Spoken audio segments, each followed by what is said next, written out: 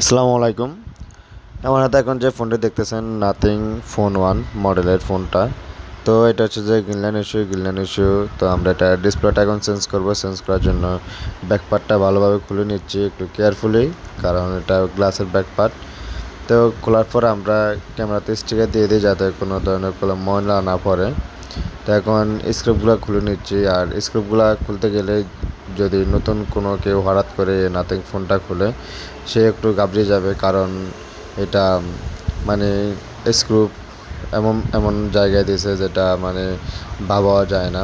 Nothing ফোনের ভিতরে এত প্যাচ যেটা বলার বাইরে, এত প্যাচ যে মানে মেয়ে মানুষের ভিতরেও এত প্যাচ নাই, যে এত প্যাচ এই নাথিং ফোনের ভিতরে আছে।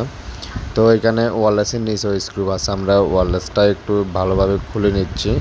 আর এত হাবি যাবে ফোনটা খুলতে যেটা বলার বাইরে। দেখতেছেন কীরকম একটা প্যারা, একটা রাবণের ভিতরে একটা রাবণ।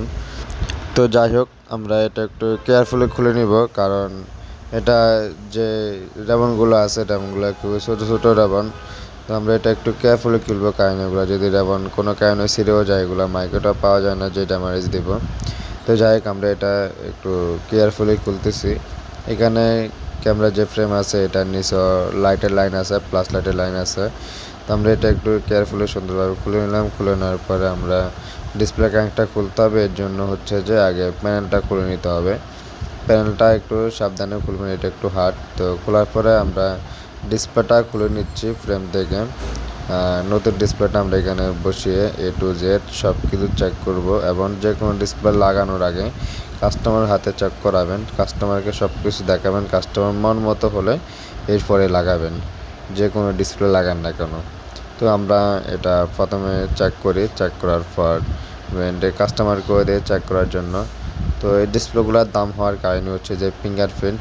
তো আগে ফিঙ্গারপ্রিন্টটা চেক করে নিয়েছি, ফিঙ্গারপ্রিন্ট ওকে, অল এভরিথিং ওকে। এখন আমরা এটা ফিটিং করে দিচ্ছি। আর কাস্টমার বলতেছিল ফোনটা সেল করে দিবে, এমনভাবে ফিটিং করবেন যাতে এখানে কোনো ধরনের কোনো গাম বোঝা না যায়। তো আমি ওরকমভাবে ফ্রেমে গাম দিয়েছি যাতে গামগুলো ফ্রেমের বাইরে না আসে। তো গাম দেওয়ার পর ডিসপ্লেটা সুন্দর করে বসিয়ে দিলাম, এবং বসানোর পরে আস্তে আস্তে এটা খুবই ঠান্ডা মাথায় ফিটিং করতেছিলাম, কারণ এটা খুবই একটা হাবিজাবি একটা ফোন। একটা রাবণের ভিতরে একটা রাবণ, স্ক্রুপ কোনটার ভিতর কি, এবং এটার ভিতর নর্মাল স্ক্রুপ এবং T6 স্ক্রুপ দুটোই মিক্স করা স্ক্রুপ এখানে। তো একটু বুঝে শুনে লাগাতে হয়।